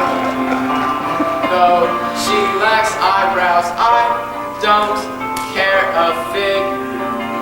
When we are merry and go out anywhere, I shall never have to wait while she does her hair. Such a sweet advantage is hair you simply don't. Waiting will be scant as she just pops it on. And so, no wonder that I feel so fine. It's a gas to love a lass who's always on time.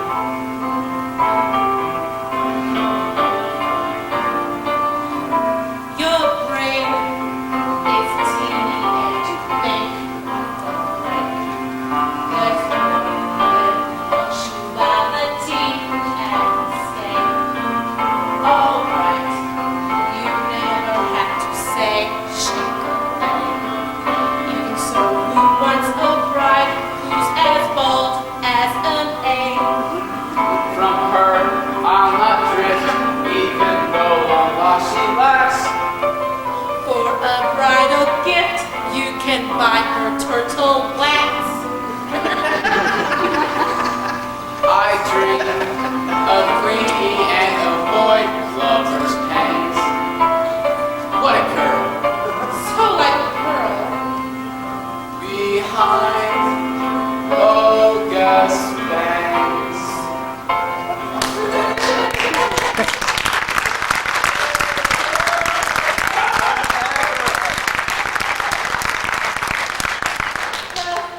If you excuse me, I'm missing my tea.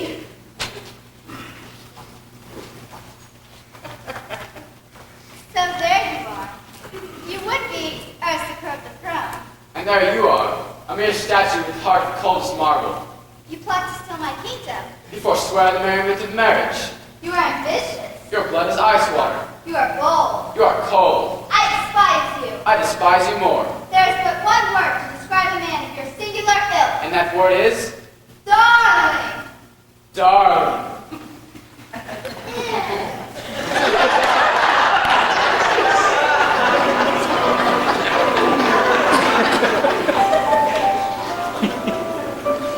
Though you should die for in my throne, find an eye for you alone. In my embrace, you knock my goals down. I'd rather chase you than plot for your crown. Beautiful schemer. Hot-blooded queen, is love supreme, or will doom intervene? Bless everything long. Love's an abyss, Each time we clinch time my mind goes amiss, crave I the kingdom as much as your kiss. Imagine me out there doing that. Your condition? Impossible. How are you feeling, Violet? A little tired. I've got the awfulest backache. Oh dear, you don't think that with the show going on? I don't dare think that. What happened? Who's the picture? The U.S. Post Office.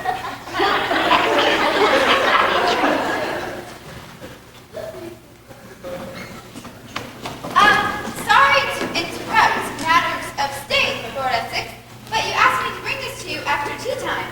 Ah, yes. Bring it in. Why, what a lovely little blossom. One perfect flower to another. It is beautiful, Essex. I shall treasure it long after you're in your grave. You still intend to have me executed, my darling?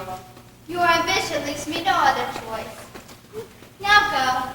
Go back to the dungeon and wait for the headsman's axe on the morrow.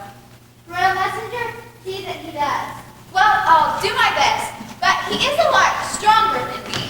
I shall not fight you, for that would take a man of heart, and my heart is no longer my own possession. Oh, Essex, go not to thy doom in the midnight gloom. How the duties of work wreak havoc upon my womanly heart. In the dungeon's night lies his cold and empty home. Dawn when the sun has arisen. Headsman's axe so bright will cut off his clumsy dome. Plucked for my crown shall his. No more could we best. As we when he falls dead.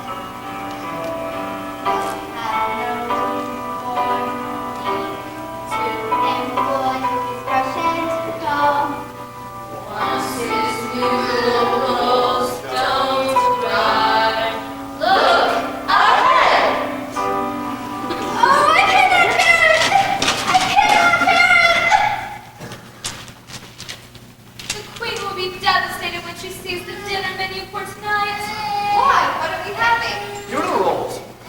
If she weren't my scorned enemy, I would pity the woman. I'd hate to be in her shoes, but I'd love to be in her crown. Yes, the intrigues of the royal court are mind-boggling indeed. It is hard to keep abreast of matters. If you're having problems, just think of the audience.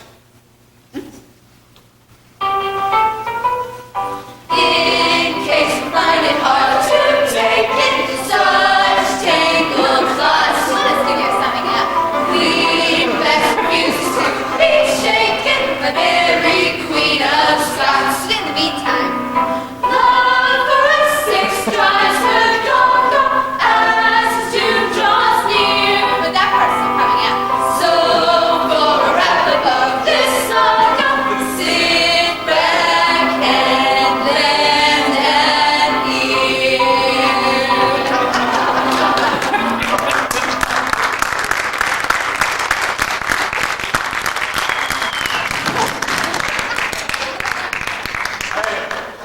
Which world views Mary, Queen of Scots? She'll be right with you. Oh, will you look who's here? What? It is your lawyer from Scotland? He's here to help you beat the laugh. Oh, yes, my lawyer. Thank you. Now, if you please leave and let me speak my foreordained doom with him. Yeah.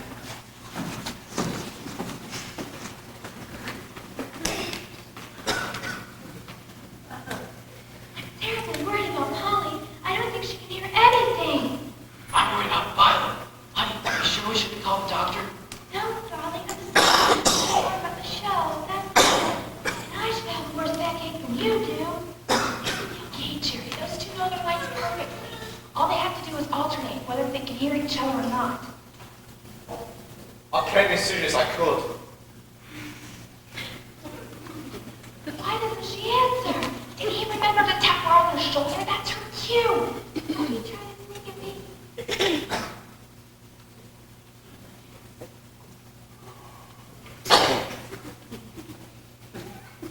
But she doesn't turn. He'll remember. I'm a bit late because my horse threw a shoe and flung me into a ditch. Oh, I can't tell you how delighted I am. That's her first speech. I hope my tardiness has not made you angry with me. You're lucky you weren't killed. But they're all doing it anyhow. Honesty is dead as she is. Have you slept well? With you? Never! I'm shocked. At least I hope you're being well fed. On a pile of straw in the dungeon? I admire your stamina. I trust they've not subjected you to torture. Not lavishly, but I'm too proud to ask for more. Good. Now leave me. Get this notice at once. You gotta get them back up on the track. Good. Now leave me in your problems to require superlative intelligence. Then, at least I can be spared. This note's kind of hard to read. Their light's better on stage.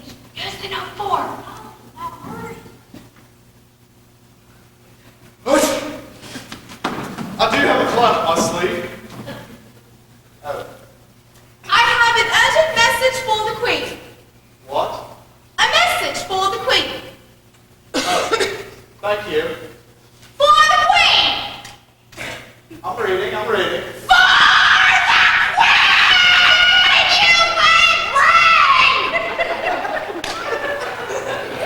Oh, have I royal permission to do screw it! High synchronization. Drop the line and go on. Except now, unfortunately, Henry's gonna drop the line. Anyone for Brandy? Hurry, fix the cyanide. Sorry for the delay, my dear. Hard to read without my glasses. In fact, glasses haven't even been invented yet. Makes it even harder. What? What was in that very unexpected message, Sir Rimper? What? What was in that note? Oh, Oh. Huh? Harrod's department store is having a sale on queen-size beds? You were saying? I was saying, I do have a plan up my sleeve. Not to mention a stalwart horse. The hardest part will be getting across the moat. I'd be happy to stride up to get away. Oh, dear. But do you think you're up to such an effort? I can be quite athletic if I have to. Not sure I could endure such a strain. But nothing's impossible to a queen. My Majesty, I do not think you noticed. Gotta admit, this one's still getting the right way around. Sir Rimper, you have always, amongst the men of my court, stood out from the rest. Ah, but I found it difficult to be gay. Now, no false modesty. Be of good cheer. At least you've not yet tasted death. All the more reason to try it, then.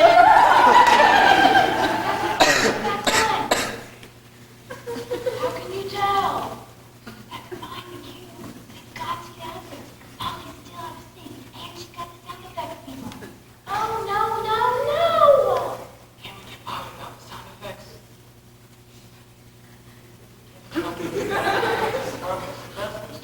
And $10,000 was down the drain. So let's go already.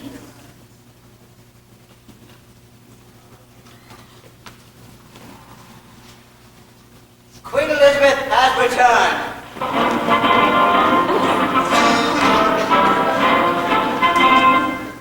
Make way for the Queen.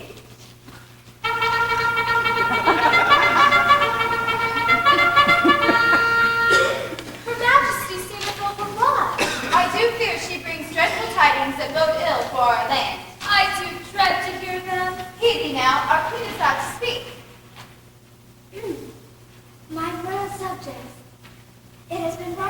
mentioned that Lord Essex, contrary to his promise, did not go back to the dungeon, but fled the palace. Worse than that, reports have been made to me that a Spanish armada is now seen approaching the horizon.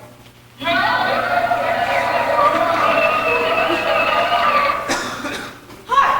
What is that tumult and turmoil outside? Majesty, all may not be lost. What say you, royal messenger? Delight of delights! It is Lord Essex. He is now arriving at the palace. Then lower the drawbridge at once.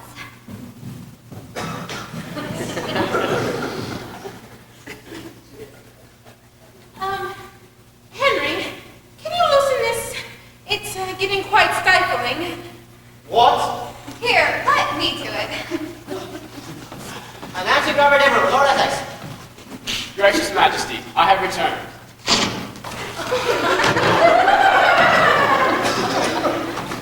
It's Velcro, Lord Essex. What is? Oh. Wow, is that a relief? You were saying? Gracious Majesty, I have returned. My heart be still.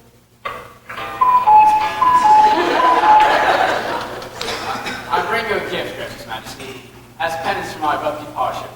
A delicate Swiss concoction to mark the merry hours thus. How charming. Let the cannon speak to the heavens to show my acceptance.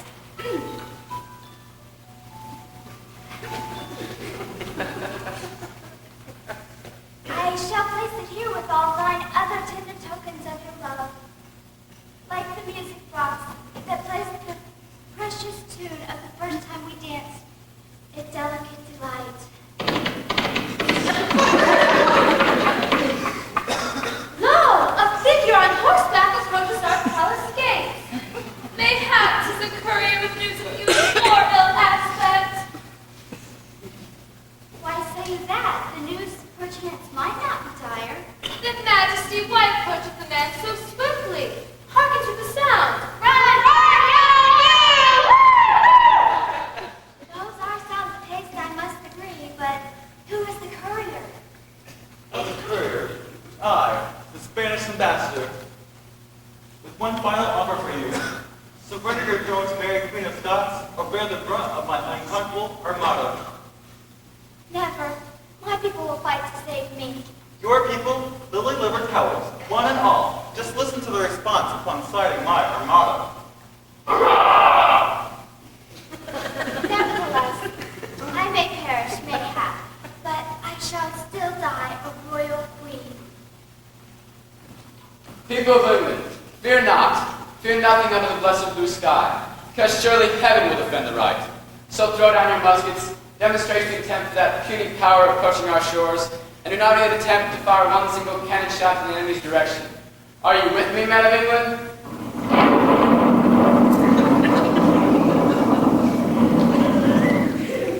But Essex, how should the coming of our foe come about? The sea shall destroy them. Of course, it will do so quietly in honor of your coronation day. Oh, Essex, the kingdom is saved. Come to my waiting arms and take me. I am yours. Oh, the strain. It has been too much. I think, I feel.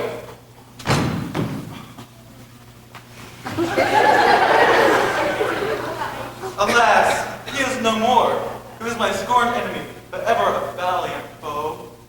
Oh, Majesty, how sits the sad circumstance with you now?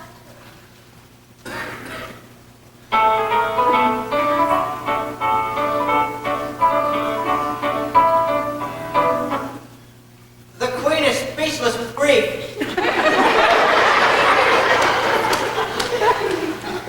Why don't you go get a drink of water, Majesty? Or something.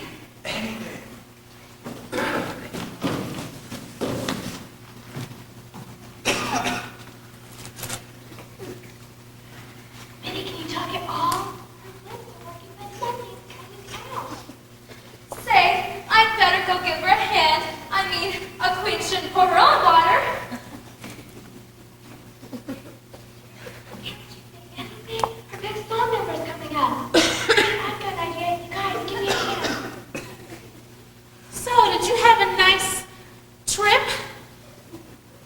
Strip? Who's going to strip? How lonely it must be if we're married. So far away from the other stewards in a foreign land. I'll bet she misses her family. I did not know she had a family. Just her son, James. Well, I guess you could be a son of that of James Stewart.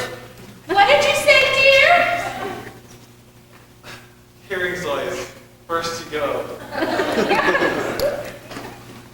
The Queen will be returning soon, and she did more than just get a drink of water. She decided to introduce a fancy new fashion.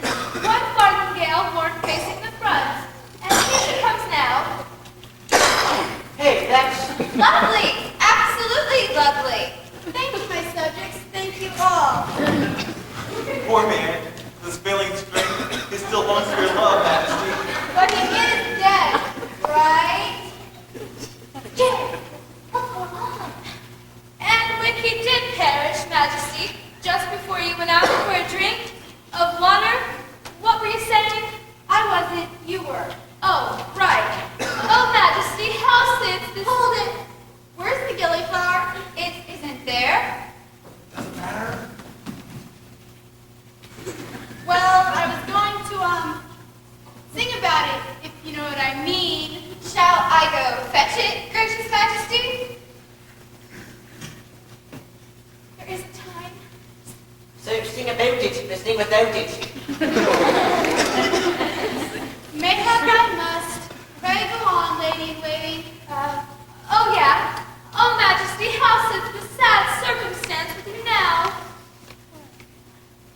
As I dream of dear Lord Essex and the love I held so dear, it is soothing when I gaze upon this blooming souvenir. Oh, Queen Bessie, he's gone, but still you got a reminder of his love within that pretty little pot. To remain aloof in majesty, I've reasons by the score, but my royal robe of office seems not fitting anymore. Good Queen Bessie, too long for him you pine. His concentrated set upon the spot he left behind. Though a queen, I'm still a woman, it's a fact I cannot hide. So the world shall shortly know about this stirring deep inside. Good Queen Bessie, the world will shortly know that beneath the robe of royalty love must be free to grow. As it grows and grows, I'm certain to conceal it would be wrong. And the contents of his gift I can't contain very long. Please, Queen Bessie, when push has come to shove, let the kingdom be informed about the flower of your love. To the memory of Essex, there's a tribute I must pay. So the contents of this pot I will reveal this very day. Proud Bessie, you'll bring it all somehow. Looks of the time has come to bring and bury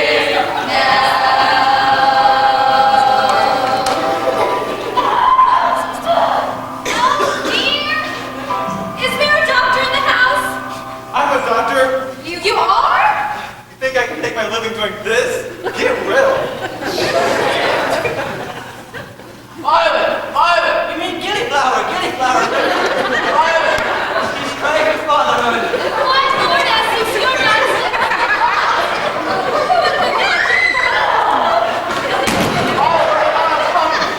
Oh, the heck with it. Did somebody be boiling water or something? That little Dickens didn't tell anybody. She's had quite a day. Ascended to the throne, defeated the Spanish Navy, and produced a new heir to the throne for the big finish. Don't mind me, folks. I'm just the royal harpsichordist. But where are you going? To bring my car around. Build in no shape to drive.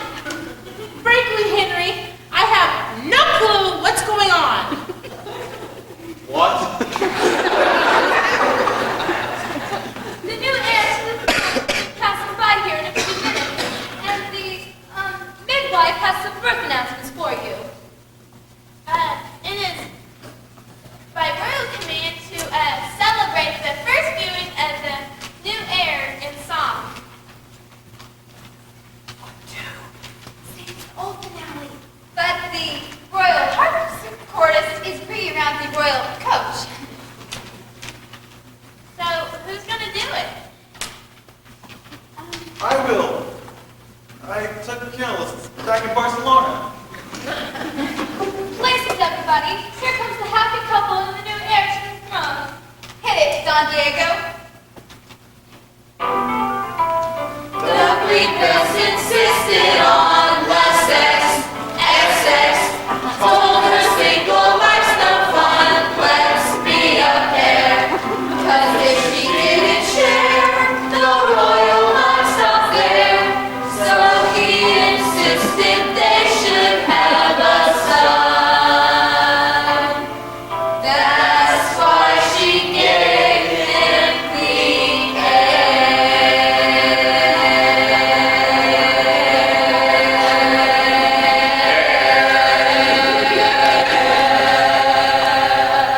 Eric. We made it. I thought the lights would go off at the climax. Monty thought a slow fade out would be more impressive, so that's what I programmed. Well, we just set England back about 400 years. That's okay, Phyllis. Things were merrier then. Oh, but Phyllis, after this disaster, how can you ever hope to get into the best boosters? Yeah, by now they've all taken shotguns to their televisions. Oh, who cares about that silly society anyway? The only reason why I got involved with them is so I can get the 10,000 bucks to a group of people whom I love more than anyone in the whole wide world. Why, Phyllis Montague, I could kiss you. Saul Watson, who's stopping you?